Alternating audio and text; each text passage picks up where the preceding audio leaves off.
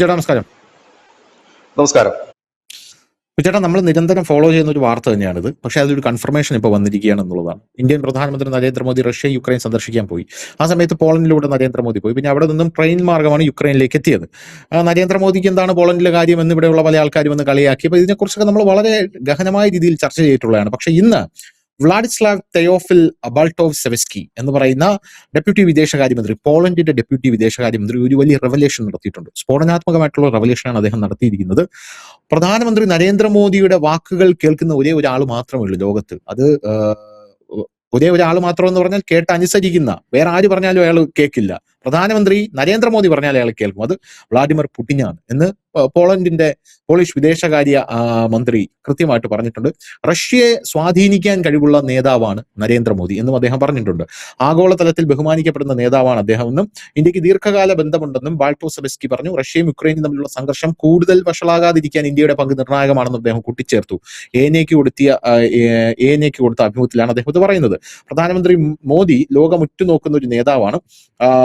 Russian ഫെഡറേഷനുമായും അതിനു മുമ്പ് Soviet യൂണിയനുമായും ചേരിചേരാ നയത്തിലൂടെ ഇന്ത്യക്ക് ദീർഘകാല ബന്ധമുണ്ട്.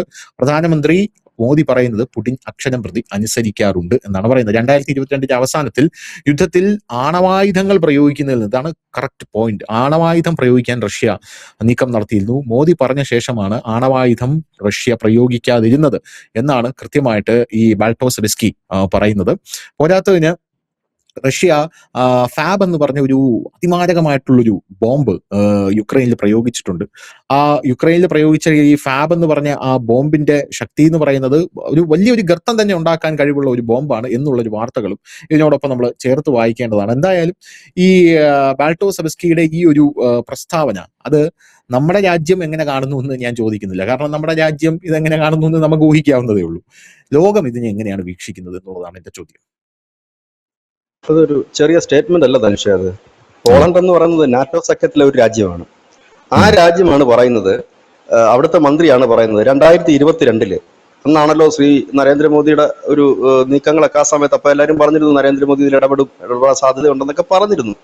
അപ്പോ ആ സമയത്ത് നരേന്ദ്രമോദിയാണ്, കാരണം പുടിന്റെ ഒരു ക്യാരക്ടർ ലോകത്തിന് എല്ലാവർക്കും നന്നായിട്ട് അറിയാവുന്നതാണ്. എല്ലാവർക്കും അറിയാം പുടിന്റെ എന്താണ് പുടിന്റെ ഒരു ക്യാരക്ടർ എന്ന്. ഒന്ന്, അദ്ദേഹത്തിന് കഠിന ഹൃദയമായിട്ടുള്ള കാര്യങ്ങൾ ചെയ്യുന്നതിൽ ഉള്ള ഒരു ഭരണാധികാരിയാണ്. അത് എന്തും വളരെ നിഷ്ഠൂരമായി ചെയ്യുന്ന ഒരു ഭരണാധികാരിയാണ്. സ്വാഭാവികമായി തന്നെ ഉക്രൈനെ നമ്മൾ തന്നെ പലപ്പോഴും വിചാരിക്കാറുണ്ട്, ഉക്രൈനൊക്കെ അവർക്ക് തകർത്ത് തരിപ്പണമാക്കിക്കൂടെ എന്ന് വിചാരിക്കാറുണ്ട് നമ്മൾ പലപ്പോഴും. അങ്ങനെയുള്ളൊരു ഭരണാധികാരിയാണ് അദ്ദേഹം. അതുമാത്രമല്ല, പുടിനോട് നേരിട്ട് സംസാരിക്കാനും ഇല്ലെങ്കിൽ പുടിനുമായി വളരെ അടുത്ത സൗഹൃദമുള്ള വിരലിലെണ്ണാവുന്ന നേതാക്കന്മാരിൽ ഒരാൾ നരേന്ദ്രമോദിയാണ്.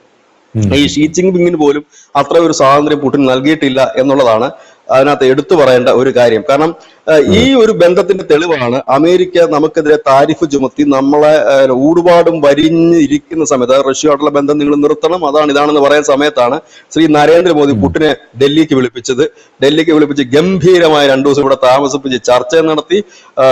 കാറിലുള്ള യാത്രകള് ഭയങ്കര പരിപാടികളായിരുന്നു ഇവിടെ നടത്തിയിട്ട് പോയത്. അതായത് ലോകം മുഴുവൻ പുടിനെ തിരസ്കരിച്ചപ്പോൾ ഇന്ത്യ എന്ന് പറയുന്ന ഒരു മഹാരാജ്യം, 140 കോടി ജനമുള്ള ഒരു രാജ്യം, ലോകം മുഴുവൻ ഉറ്റുനോക്കുന്ന ഒരു രാജ്യം പുടിനെ ഇവിടെ വിളിച്ചുകൊണ്ട് വന്നു. പുടിൻ അനഭിമിതനാണ് എല്ലാവർക്കും, ആർക്കും കണ്ടുകൂടാ. പുള്ളി ഒരു ഭീകരനായിട്ടാണല്ലോ എല്ലാവരും കാണുന്നത്. മറ്റ് യൂറോപ്യൻ രാജ്യങ്ങളെല്ലാം, മിഡിൽ ഈസ്റ്റ് രാജ്യങ്ങളെല്ലാം അങ്ങനെ കാണുന്നത്.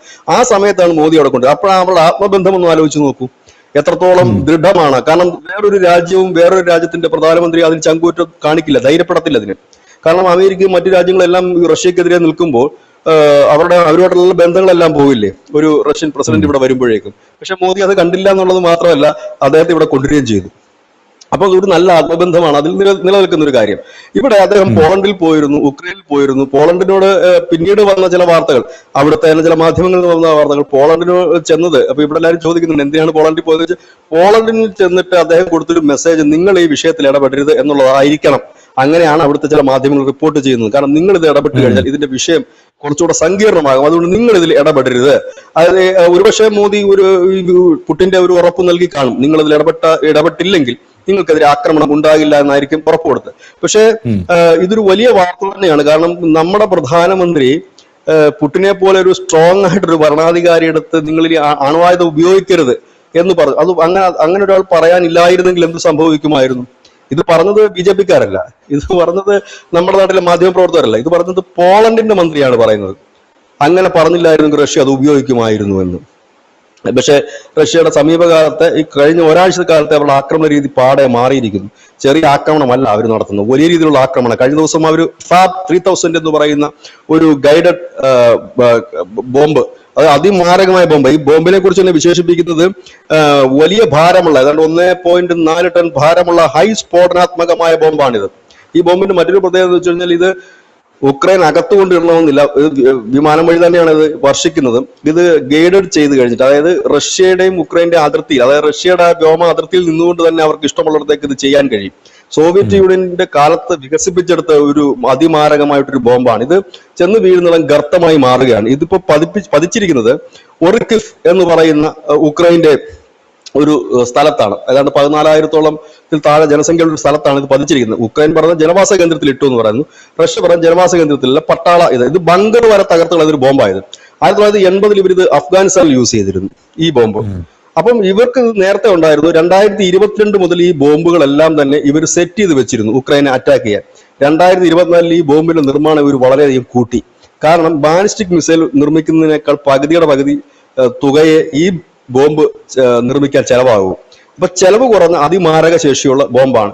റഷ്യ ഈ ബോംബ് ഉപയോഗിക്കുന്നത് വളരെ കുറവാണ്. ഈ യുദ്ധത്തിൽ നമ്മൾ കണ്ടതാണ്, ഈ റഷ്യൻ ഉക്രൈൻ യുദ്ധത്തിൽ നമ്മൾ കണ്ടതാണ്. മിസൈലുകളും ഡ്രോണുകളും ഒക്കെ തന്നെയാണ് കൂടുതലും പോകുന്നത്. വലിയ രീതിയിലുള്ള ബോംബുകൾ ഒരു തവണ ഒരാഴ്ചയ്ക്ക് യൂസ് ചെയ്തിരുന്നു. ഇപ്പൊ രണ്ടാമത്തേതാണ് ഈ ഫാബ് 3000 യൂസ് ചെയ്യുന്നത്. അപ്പൊ മാരകമായ ഒരു രീതിയിലേക്ക് കാര്യങ്ങൾ പോകുന്നു, കൈവിട്ട് പോകുന്ന രീതിയിലേക്ക് പോകുന്നു.